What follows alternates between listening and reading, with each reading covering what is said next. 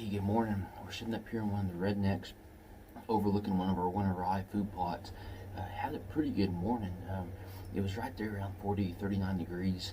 I had a west, a southwest, and now it's switched into the northwest here throughout the morning. We got a pretty good front that's going to be moving through here throughout the day. And then tomorrow morning is going to be Missouri's opener for rifle season, and it should be down in the 20s. So I imagine there's going to be a lot of deer harvested. So good luck to anybody out there.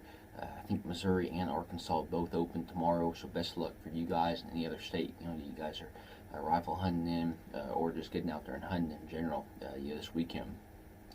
This week's been a pretty cool, time period. We've had some pretty good drops in temperatures last weekend, and then some in this throughout this week. But I was able to hunt Thursday, Friday, Saturday, Sunday last week, and got to see a lot of the younger bucks start dogging the does. That first year when those little spikes, the 1.5-year-old deer, they're just not quite for sure what's going on. But they're watching the bigger deer. They're starting to see some of these or smell some of these does that are in estrus, and it just kind of lures them in. It's kind of a unique, I guess, a thing to watch. And then I'm going to say probably Thursday, Friday, I really started seeing a lot of deer, start dogging those does from all age classes. I got to see some of the the pecking order there, with some of those smaller bucks chasing after the does, and then you see a little 2.5, 3.5-year-old deer coming through there and running them off. And then if you got the opportunity to see a 4.5, 5.5-year-old deer come in there, I mean those younger bucks, I mean they know not to mess with that guy. So it's been a really good transition this year of actually being able to see some really good daylight activity. And then this week, I was able to hunt Wednesday afternoon, Thursday all day, and then this morning, and had some really good deer movement.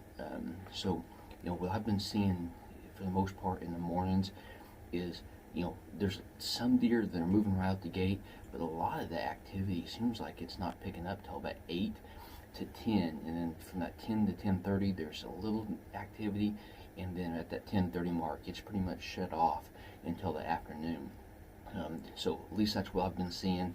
And then in the evening times, there's around 2:30 to 3 o'clock is generally when I start seeing some activity, and once it hits that 4 o'clock on and through the evening, throughout dusk, those deer are really moving.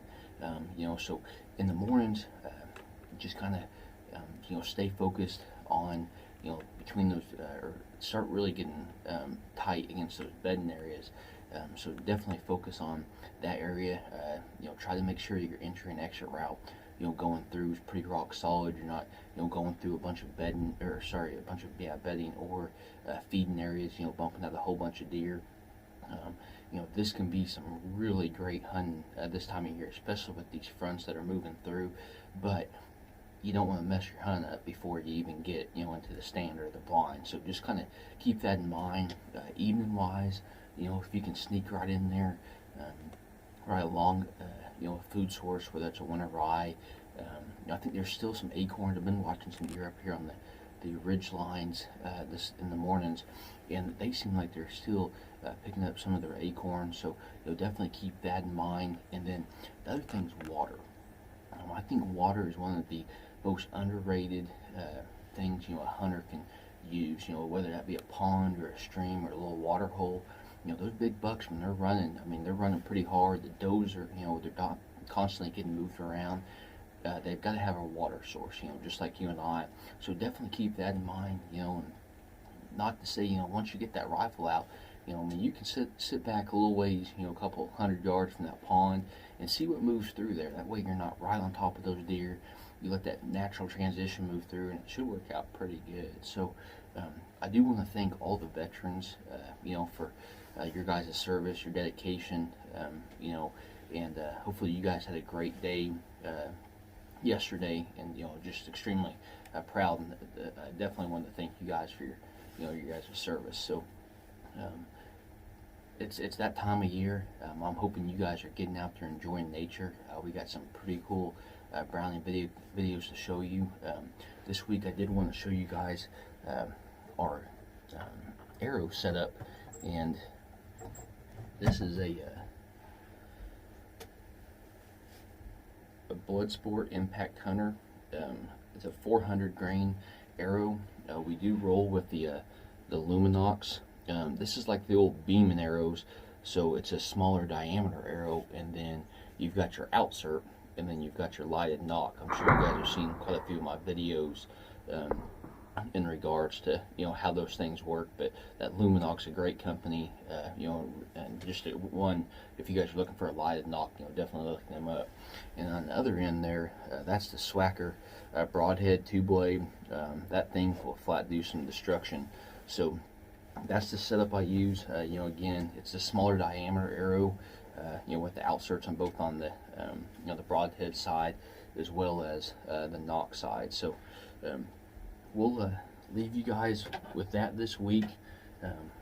Definitely look forward to seeing some of your guys' harvest, and getting out there in nature.